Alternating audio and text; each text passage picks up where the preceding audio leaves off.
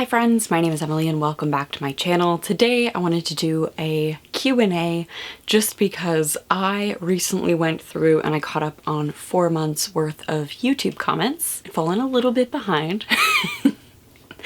And so I read through every single comment that had come in the last 4 months. I tried to respond to as many things as I could, either with like a little heart to let you know that I had read it, or if there was something that I felt like still needed a response, I tried to reply. There were a couple of comments that I thought might be interesting to chat about. Because there were only a few, I also asked on Instagram, grab a cup of tea, grab a snack, an iced beverage, whatever, and let's hang out for a few minutes. Let's start with one from Instagram. This other book account on Instagram asks for Stephen King hot takes. Hot take. I think The Stand is bloated. And I know that is probably an unpopular opinion. The Stand is one of those Stephen King books that even people who don't really read a lot of Stephen King tend to have read and love, and I think it's too much. It needed some heavy editing. It is a pain to get through. I have read it twice now. Once because everybody hyped it up for me, and a second time because of the Red Rum Book Club and like the process of the project, right? Reading and rereading King's works in publication order. I still don't think that it is the masterpiece that a lot of folks seem to find it. Speaking of Stephen King, I did a video recently where I judged Stephen King book covers, and I talked about how The Shining was a really important book, and I sort of mentioned that The Shining is how my partner and I came to start dating.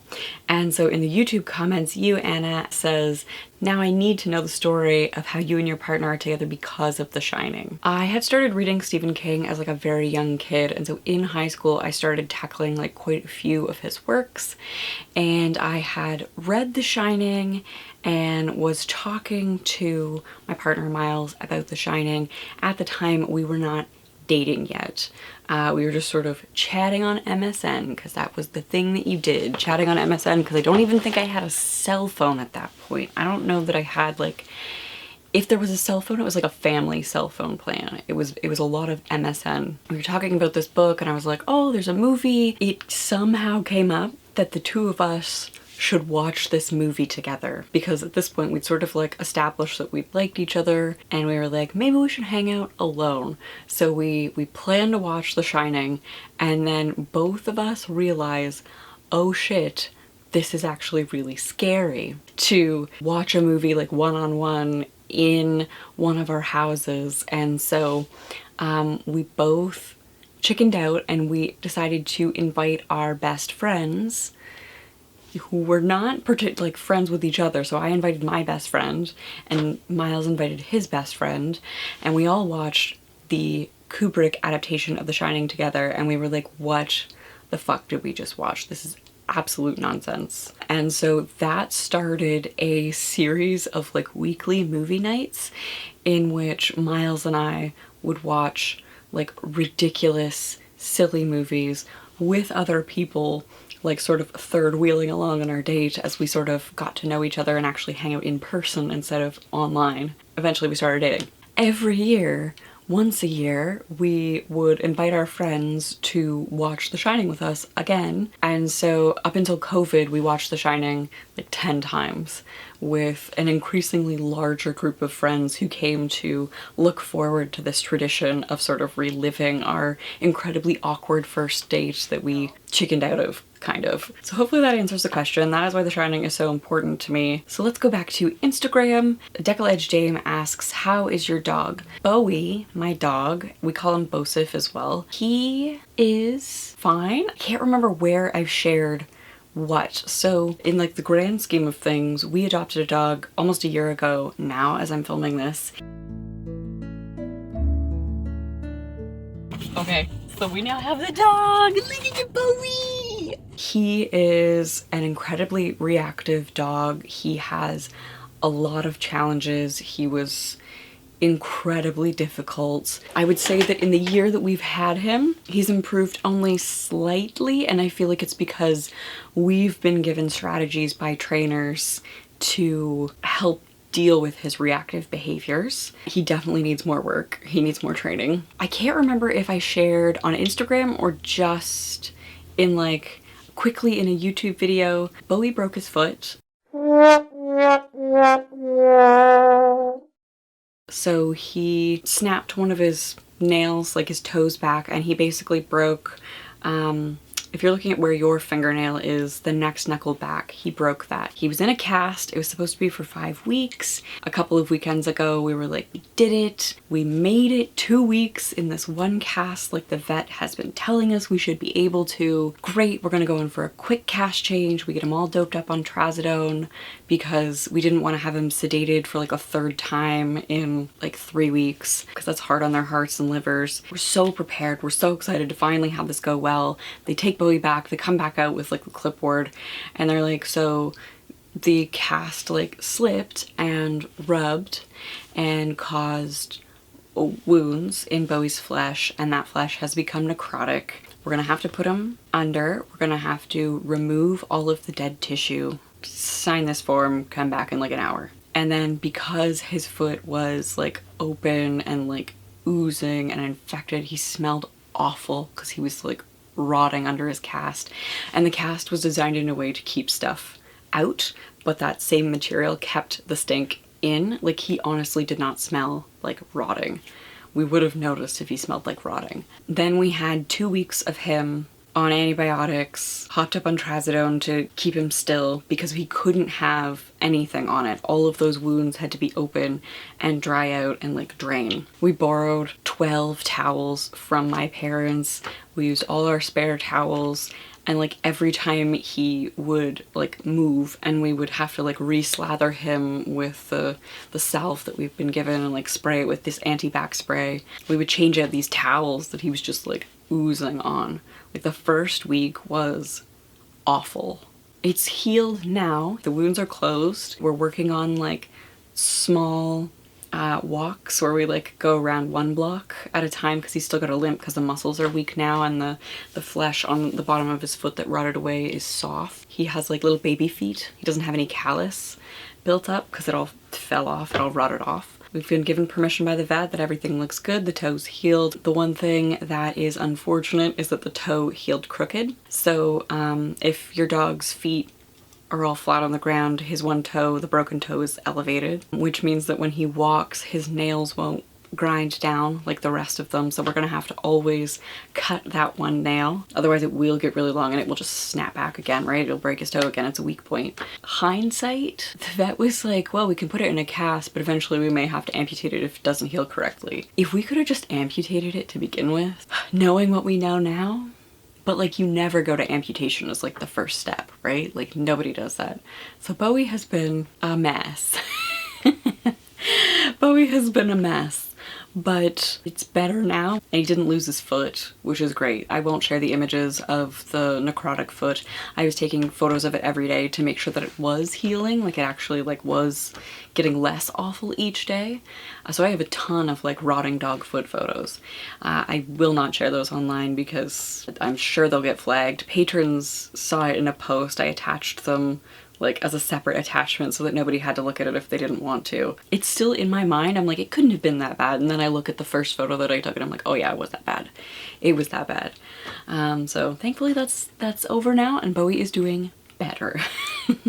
So my most recent video was shopping for a quarterly treat book. And so Josie asked, what's a quarterly treat book? It sounds scrumptious. It kind of is. It's part of this no-buy year that I'm doing. So this year I built these shelves behind me and I reckoned with how many unread books I'd acquired, especially since leaving university, doing my master's thesis where I started collecting titles that I thought would be like worth reading or worth drawing on because they were being mentioned by other scholars. So I started collecting those, and then I started working at Indigo as a bookseller, and with the discount and like constantly being around new titles, I was just bringing things home all the time. And I think when I started this, I had 300 and something books, 300 and something unread books, I decided to do a no-buy year. I would take inspiration from Hannah Louise Poston, who did a no-buy year for Makeup and Beautiful Things on YouTube. I would set myself some rules about what I was and wasn't allowed to buy, just to focus on what I have and then retrain my brain for book buying. I decided to make quarterly wish lists, and any book that I would have impulsively thrown into a shopping cart, I now put on a wish list. I'm using Amazon, even though I don't purchase the books from Amazon. I am using the Amazon wish list just because I like all of the features. I haven't found like another, like aside from like custom building something in like Notion, which maybe if I had the patience for, I could do in the future. But like I like how the Amazon wishlist works, even though I'm not purchasing from there. Once a quarter, I go through that wish list and I look at all of the things that in the past definitely would have come home and would be sitting on these shelves. And I really reckon with, well, like, why is this here? Do you even remember why you wanted this? If I've done really well, I allow myself to purchase one new book, obviously with the intention of reading it, not hoarding it. The treat book is going okay. Like, if in this whole year I only purchase 4 books that aren't for the book clubs that I'm hosting, I think that's okay. So the other books that I am allowing myself to buy are book club books because I like reading a physical book. I like annotating. I like really being physically intimate with a text. It gives me, I think, the freedom to not feel restricted because I've watched so many booktubers. Every time this conversation around consumerism on booktube comes up, I watch so many people start these book buying bans, and they're things that I have tried to, like a read 10 buy 1, read 5 buy 1, flat out ban. It seems like people at some point fail. I wanted to give myself some of the fun part of being a reader, which is choosing a new book, just making it very narrow and specific to only the things that I've put on this list, only once a quarter, and only one book. Which brings me actually into my reading goals reset video. Vipke from One Book, One Review commented about the conflicting goals issue that I'm having. And it's true that I do have conflicting goals. Like, if what I have accumulated here is a lot of white straight people because of when I was collecting, I will not be able to read like only from my TBR and hit 50% authors of color. Like at some point these goals are going to not work just because of how I will be reading my past. I'm not saying there aren't authors of color in here, there aren't queer authors in here. There are, but it's not 50%, and I know that. If I'm achieving reading the unread books, I will not be achieving my desire to read from people who are not like myself, right? And so coming to like really realize that and like make that clear. So Vipke has taken a more loose approach of loosely trying to pay attention if they are reading diversely, reading outside of the US, UK. I'm realizing also in reading from my TBR, almost everyone is American, which is like, I think in July, every single author was American. That's something that I'm also becoming cognizant of while I keep these stats. That is something that I'll have to work on in the future as like the physical collection reduces. Who am I purchasing? And they keep adding books on a physical TBR for some reason, and they don't read them in the order they buy them in. I feel like that's how this happened. Choosing one book is so hard. Like in these quarterly shop with me's, I can narrow books down to like 2 or 3 and be like, well, I would like all of those to come to my house, and then I would probably pick one and read that one right away and the other 2 would sit. It's the mood reader, I think, that makes it really hard to be like, pick one and hope that you're in the mood for that one by the time it arrives, right? Like, I feel like at some point, I will never be a person with like 0 books on my TBR. And I will probably never be a person with 0 unread physical books, but I feel like a smaller number, like 10, would be ideal. So that I still have that choice, but I don't have this backlog that prevents me from following interests. I'm also realizing in like reading the comments on these videos where I'm talking about book buying ban, not just a book buying ban, but like reflecting on my books and like choosing very intentionally what I'm reading and like looking at what I would impulse buy. I'm realizing that being a reader as a hobby, part of the fun of that hobby is the shopping for the books. It's acquiring potential enjoyment. The easy part of our hobby is buying the books. The hard part is reading the books. To find the time, to find the mental space to read either for fun or sometimes the way that I choose to read, and a lot of the books that I have here are meant to be read. Like, the reason I picked it up was to read critically, not to read for fun. It was to build on academic interests so that I know that a lot of these works are not just something that you fly through in 6 hours.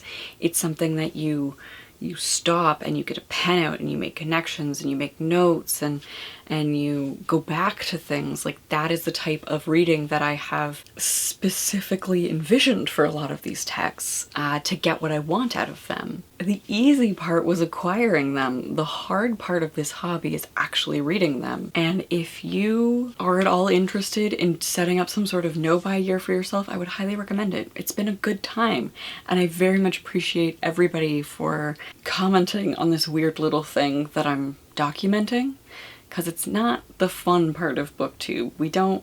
I feel like in general, we don't want to see somebody only buy one book and show off one book. We want to see somebody show off a big stack of books and sort of live vicariously through them, right? Very much appreciate the folks who are along for the ride, that they're watching me do whatever this is. To wrap this up with something fun and unbook related, the last question from Instagram is from Mishherman Unit 01, and they ask, what's on your Spotify playlist right now? I use YouTube Music, but the albums that I have been listening to: Fuck Art by The Dirty Nil. I fucking love The Dirty Nil. I'm also listening to The Proclaimers, Sunshine on Leith. I like that album. It's very nostalgic for summer. It would be something that like my parents would have in, I think specifically my dad, this is my dad's album for sure.